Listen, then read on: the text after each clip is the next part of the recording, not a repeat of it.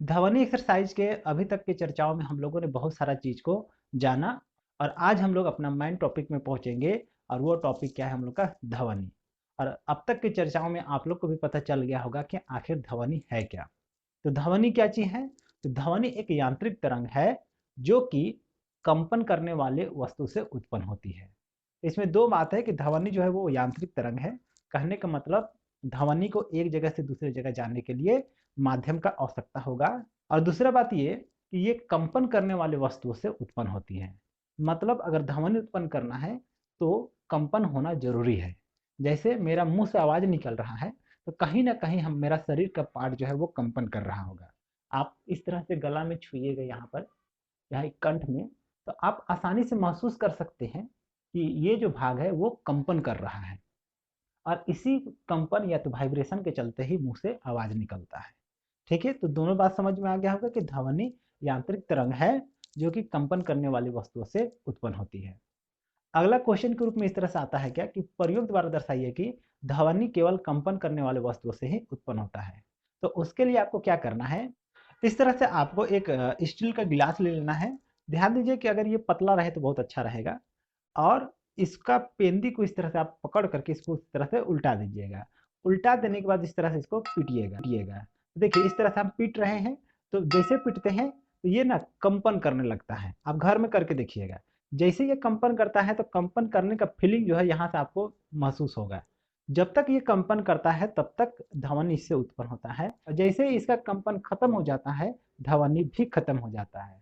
तो इस तरह से एक सिंपल से एक्सपेरिमेंट से भी हम लोग को समझ में आ जाएगा कि ध्वनि केवल कंपन करने वाले वस्तुओं से ही उत्पन्न होता है। इसी सिद्धांत पर हम लोग का जो स्कूल का घंटी है वो भी काम करता है। घंटी किस तरह पकड़ लिया जाता है, इसको पीटते हैं। पीटते हैं मतलब क्या, उसको कंपन कराते हैं। तो जैसे ही कंपन करने लगता है ध्वनि उत्पन्न होने लगता है। अभी जो मैंने आप लोगों को समझाया वही चीज देखिए यहाँ पर लिखा हुआ है कि एक स्टील का गिलास लेना है, उसका पेंदी को पकड़ करके उलट देना है। उलटने के बाद उसको अंगुली से इस तरह से पीटना है। तो देखिएगा कि गिलास कंपन करने लगता है और उससे ध्वनि उत्पन्न होने लगता है।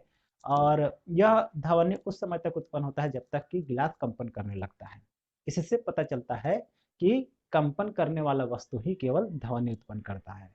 तो उम्मीद करते हैं कि ये दोनों बात आपको समझ में आ गया होगा कि ध्वनि क्या है और ध्वनि कैसे उत्पन्न होता है। अब अगला बात है हम लोग का कि ध्वनि आखिर एक जगह से दूसरे जगह कैसे जाता है। तो जैसे कि मैंने अभी आप लोगों को बताया कि ध्वनि केवल कंपन करने वाला वस्तु से ही उत्पन्न होता है।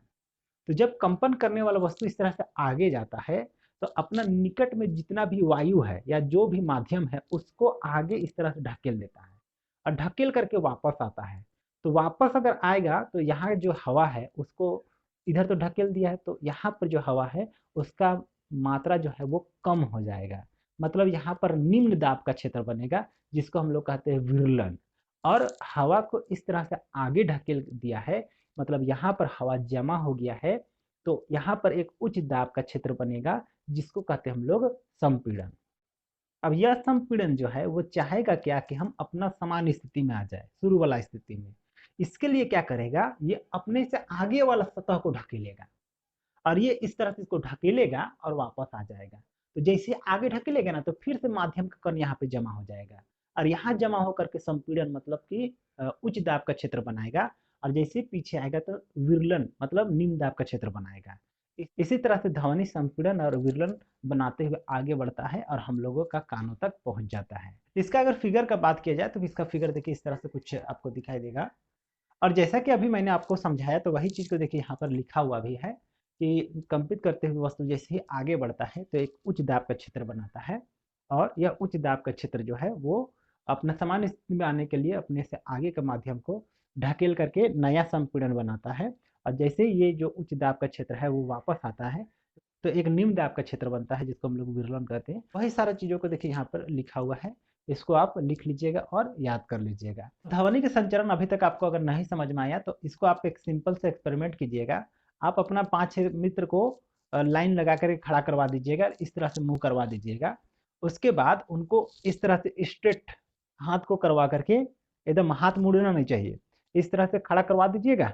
और आप एक ठो को पीछे इधर से धक्का दीजिएगा। तो देखिएगा एक को आप इस तरह धक्का दीजिएगा ना तो ये इस तरह से आगे जाएगा और फिर ये वापस आ जाएगा।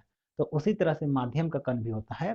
कि जैसे ही वह कंपन करने वाला वस्तु आगे जाता है तो इसको धक्का मारेगा, और जब ये पीछे आएगा ना तो फिर से माध्यम कण वापस आ जाता है, असंपीड़न और विरलन बनाता है। करके देखिए, बहुत अच्छा ही लगेगा। और उम्मीद करते हैं कि आज का ये पूरा टॉपिक आप लोग को समझ में आ गया होगा। तो आज के लिए इस वीडियो में इतना ही।